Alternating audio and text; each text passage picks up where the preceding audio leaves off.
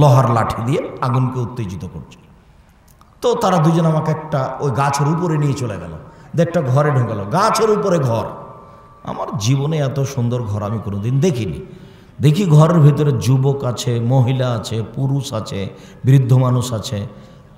তারা দুজন আমাকে বের করে নিল, ওপরে আর একটা ঘরে ঢোকালো। আল্লাহুস সামাদ, পরের ঘরটা আরো সুন্দর। দেখি সেখানে যুবক আছে আর বৃদ্ধ মানুষ আছে। তা আমি বললাম, এই শোনো, এতক্ষণ যাবৎ কি দেখলাম একটু বলে দাও, কি দেখলাম? তারা দুজন বললেন, হ্যাঁ সব বলে দেবো। শোনেন, ওই যে প্রথমে দেখলেন যার মুখকে লোহার লাঠি দিয়ে চিরে ফেলা হচ্ছে, ও মিথ্যে কথা বলতো, ইফল বিহিল ইয়াউমিল কিয়ামা, ওর সাথে এইভাবেই শাস্তি হবে মরা বিচার পর্যন্ত, জাহান্নাম জান্নাত হওয়া পর্যন্ত। জীবনে কোনোদিন মিথ্যা কথা বলবেন না, শুলি হোক ফাঁসি হোক, যা হবে হবে, মিথ্যা বলবেন না। আল্লাহ নবী বলছেন, কেউ যদি মজাক করে না হলেও মিথ্যা না বলে, আমি মোহাম্মদ তাকে জান্নাতে একটা ঘর নিয়ে দেব। মজাক করে মিথ্যা বললো না। এই আমার কলমটা করে, আহমদ আমার কলমটা কই? না আমি কলম দেখিনি তো। আরে কলমটা যে কে নিল? 5 মিনিট পরে বলছে, আমি আসলে তোকে একটু করছিলাম, খেপাচ্ছিলাম, দেখি তুই কী করিস, আমি নিয়েছিলাম। এটার নাম হলো মিথ্যে করে ওকে একটু কষ্ট দিবে, সেই জন্য। তা আল্লাহ নবী বলছেন, কেউ যদি মিথ্যা করেও মজাক করেও মিথ্যে না বলে, আল্লাহ নবী তার জন্য একটা জান্নাতে ঘর নিয়ে দিবেন। এ কথা আমি বলিনি, এ কথা মুহাম্মদ সাল্লাল্লাহু আলাইহি ওয়াসাল্লাম বলেছে। 2, ওই যে দেখলেন একটা লোক চিত হয়ে আছে, পাথর দিয়ে তার মাথা ভেঙে দিচ্ছে, ওই যে মাওলানা মানুষ। ওকে মাওলানা মানুষ, মাওলানাদের সম্মান করতে হবে, এ কথাই ঠিক। কিন্তু মাওলানা সাহেব যে বিপদে, এ কথাও ঠিক। জাহান্নাম উদ্বোধন হবে কাকে দিয়ে তা কি জানেন? মাওলানা দিয়ে। মাওলানা সাহেবকে সম্মান করতে হবে, এ কথাই ঠিক। তবে মাওলানা সাহেব বিপদে, এই কথাও ঠিক। আল্লাহ নবী বলছেন, জিবরাইল আমাকে একবার উপরে নিয়ে গেল আকাশে, দেখি অনেক মানুষ, ওদের ঠোঁট এবং জিভাকে আগুনের কেঁচি দিয়ে কেটে দেওয়া হচ্ছে। তা আমি জিবরাইলকে বললাম, জিবরাইল ইন্না লিল্লাহ, এ কি কথা, এরা কারা যাদের জিভার ঠোঁট কেটে দেওয়া হচ্ছে? তো জিবরাইল বললেন, হাওলায়ে খুতবাউল উম্মতে, এরা আপনার উম্মতের বক্তা, যারা বক্তৃতা করে বেড়াতো। বক্তৃতা আল্লাহ নবী করতে বলছেন, এরকম হয়ে গেল যে এখনো বক্তব্য দিচ্ছে, বলছে যে ফাজাইলে আমলে আছে, 1 ওয়াক্ত নামাজ কাজা করলে 80 হোক বা জাহান্নামে থাকতে হবে, হাদিসে আছে।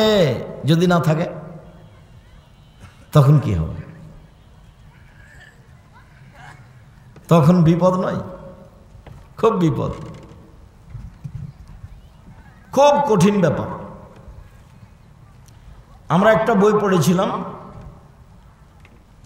তো ওই বইয়ের একটা হেডলাইন আছে যে অবিবাহিত ছেলে মেয়ের পড়া নিষেধ। তো যে দেখে সেই পড়ে, খালি যে দেখে সেই পড়ে, যে দেখে সেই পড়ে। কি রে, অবিবাহিত ছেলে মেয়েকে পড়তে নিষেধ করেছে কেন? তো সেখানে লেখা আছে যে ভরা পেটে স্ত্রী মিলন হলে ছেলে টেরা হয়, শিক্ষা সফরের পূর্বে স্ত্রী মিলন হলে ছেলে কানা হয়, চন্দ্র সূর্য গ্রহণে স্ত্রী মিলন হলে ছেলে ল্যাংড়া হয়। একবারে নগদ মিথ্যা কথা, একবারে নগদ ডাহা মিথ্যা, যাকে বাংলাতে কি বলবে? ডাহা মিথ্যা। আমি কিয়ামত পর্যন্ত সময় দিয়েছি এর প্রমাণের জন্য, হবে না। তো যার মাথা ভেঙে দেওয়া হচ্ছিল উনি কে? মাওলানা মানুষ। এইবার চলেন, উলঙ্গ অবস্থায় নারী পুরুষ জমা ধরে আছে, দাদা দাদা দাদা উপরে যাচ্ছে, নিচে চলে আসছে, এরা হচ্ছে ব্যভিচার। ব্যভিচার খুব খারাপ অবস্থা। লা হাওলা ওয়ালা কুওয়াতা ইল্লা বিল্লাহ, নাউযুবিল্লাহি মিন যালিক। পুরুষ নারী আগুনে জ্বলছে, কিন্তু কিভাবে জমা ধরে আছে? একসাথে জমা ধরে আছে, পরনে কাপড় নেই, আগুনে জ্বলছে, উপরে যাচ্ছে, নিচে আসছে। তারপরে যে আপনি রক্তের নদীতে একটা লোককে দিলেন, এ হলো সুদখোর। এই বাক্যটা সুদের আলোচনার সাথে সম্পৃক্ত। বুঝা গেল না? যে লোকটা রক্তের নদীতে পড়ে আছে, ওকে সুদখোর, ওকে মারা হচ্ছে। যে সুদ খাবে সে কোথায় থাকবে? রক্তের নদীতে। পাশ থেকে ফেরেশতা তার মেরে মুখ ভেঙে দেবে একবারে। এটা হলো বুখারী মুসলিমের হাদিস।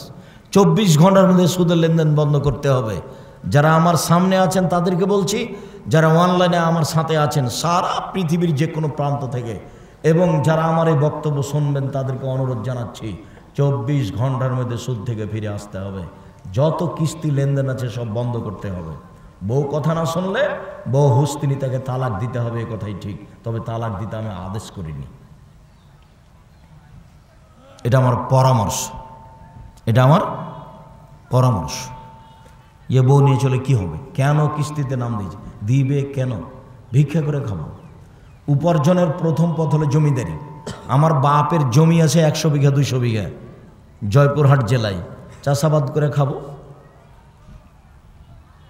লিজ দিব, লিজ, লিজ যায়, লিজ বুঝেন তো?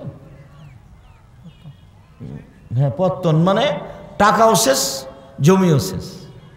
1 বছরের জন্য এই জমি 20,000 টাকা, টাকা নিয়ে আপনি 1 বছর পাস জমি আপনার, আবার এনে হলো লিজ। দেন, বাপের জমিদারি আছে, জমিদারি করে খান, সমস্যা নেই। নাহলে ব্যবসা করে খান, সমস্যা নেই। নাহলে দিন মজুরি করে খান, সমস্যা নেই। বলেন তো উপার্জনের শেষ পথ কি? ভিক্ষা। ভিক্ষা করে খেতে রাজি আছি, কিস্তি তুলে বাঁচতে রাজি নয়। কিস্তিতে টাকা উঠে বাঁচতে রাজি নয়, ওই পথে বাঁচবো না। মরতে যেহেতু এসেছি, বাঁচতে আসেনি, কাজে ওই পথ দিয়ে বাঁচতে রাজি নই। মরতে আসেনি, মরা তো লাগবে একদিন। তো যে কয়েকদিন বেঁচে আছি সেই কয়েকদিন ভুল পথে বাঁচতে রাজি নই। 24 ঘন্টার মধ্যে কিস্তি বন্ধ করতে হবে, সুদের লেন বন্ধ করতে হবে। ব্যাংকে টাকা রেখে দিয়েছে 20 লক্ষ, প্রতি মাসে আছে 10,000। কত সুবিধাজনক ব্যবসা রে, কোনোদিন ক্ষতি হয় না, টেনশন নাই, মাস গেলে টাকা। ধর্ম পাগল হয়ে গেছে। ধর্ম রাজশাহীর চাঁপাইনবাবগঞ্জের হাওয়াই লাড্ডু, दोनों हाथ में लड्डू है, जो चाहे इसको खा ले, जो चाहे उसको छोड़ दे। টাকা ছিল রিটায়ার্ডের 30 লাখ ব্যাংকে রেখে দিয়েছে, প্রতি মাসে 20,000, প্রতি মাসে 20,000, প্রতি মাসে 30,000। ধর্ম পাগল হয়ে গেছে। জি না, ওই টাকা দিয়ে ব্যাংকে রেখে সে টাকা উপার্জন করা হারাম। দেখি কোন মায়ের বেটার বৈধতা দিতে পারে? ভুল হিসাব, ভুল হিসাব, সুদ, সুদি। ব্যাংকের সাথে লেনদেন করে আপনি বলবেন আমি বৈধ পথে আছি, কে বলল আপনাকে এটা? যিনি বলেছেন তিনি ভুল পথে আছেন, তাকেই তওবা করে আসতে হবে ফিরে। 16 বছর ছাত্র জীবন, 34 বছর শিক্ষক জীবন, 26 বছর থেকে ফতোয়া লিখি। জাতির উপকারে আছে, জাতির ক্ষতি করার জন্য। জাতির যদি রাস্তাঘাট করে দিতে না পারি, জাতির যদি স্কুল কলেজ করে দিতে না পারি, জাতিকে চূড়ান্ত সঠিক ধর্ম দিতে পারবো ইনশাআল্লাহ। ধর্মের ব্যাপারে ফাঁকি দিয়ে জাতিকে, ফাঁকি দিয়ে পরকাল হারাতে রাজি নয়।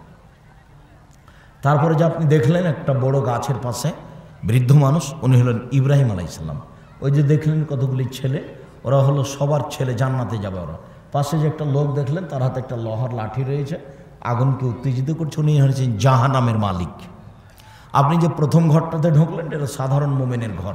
এখন যেটা থেকে বের হলেন, এই যে এখন, এটা হলো শহীদদের ঘর। এই যে আমি আপনার ডান হাত ধরে আছি, আমি হলাম জিবরাইল। এই যে আপনার বাম হাত ধরে আছেন, ইনি হলেন মেকাইল। আপনি মাথাটা একটু উপর দিকে করেন তো, করলাম। এই যে এটা সুন্দর ঘরটা আপনার, ও এটা আমার ঘর, তাহলে তোমরা ছেড়ে দাও, আমি ঘরে ঢুকে যাই। না না না না না, আপনার বয়স বাকি আছে। যেদিন আপনার বয়স শেষ হয়ে যাবে, সেদিন আপনি এই ঘরে চলে আসবেন। বুখারী। সম্মানিত দিনী ভাই বোন, আপনাকে সুদের আলোচনা শোনানোর জন্য যাতে একটা অংশ আছে, সেটা হলে রক্তের নদীতে পড়ে থাকবে। ঘুষের ব্যাপারে বলেছেন আল্লাহ রসুল, রাসিয়াল মুরতাসি আল্লাহ আল্লাহ রাসেল মুরতাসিয়া। আল্লাহ অভিশাপ করেছেন যে ঘুষ দেয় যে নেয়, যে ঘুষ দেয় যে নেয়। ঘুষ দেওয়া হারাম, ঘুষ নেওয়া হারাম। ঘুষ দিয়ে কিছু করতে চাইবেন না। আল্লাহ তুমি আমাদের প্রতি সহায় হও, আমরা যেন তোমার রাসূলের পদ্ধতি অনুযায়ী চলতে পারি। আল্লাহ তুমি তৌফিক দান করো। আমার সকল দিনই ভাই বোনকে আজকের আলোচনা গুরুত্ব সহকারে মেনে চলার জন্য অনুরোধ জানিয়ে, যেসব বই পুস্তকগুলি আছে সবটাই মূল্যায়ন করতে হবে, আপনাকেই নিতে হবে। সেটা কেবল লাভবান হোক, ক্ষতিগ্রস্ত হোক, উপদেশ হোক, বা সেইটা আপনার আবদুল্লার সিলেবাস বইগুলো হোক, আদর্শ শিক্ষা, উসমানী কায়দা। আবদুল্লার অনেক লেখা বই আছে যে পরিকল্পনায় আগাচ্ছে। সাথে সাথে আপনাকে ওই যে বইগুলো নিতে বলছি সেটা হচ্ছে উপদেশ, উপদেশে আলোচনা রয়েছে। আমার দিনী ভাই বোনকে এই বইগুলি সংগ্রহ করার অনুরোধ জানিয়ে আজকের মতো আপাতত কথা এখানে শেষ করলাম। সুবহানাকাল্লাহুম্মা ওয়া বিহামদিকা আশহাদু আল্লা ইলাহা ইল্লা আনতা আস্তাগফিরুকা ওয়া আতুবু ইলাইক।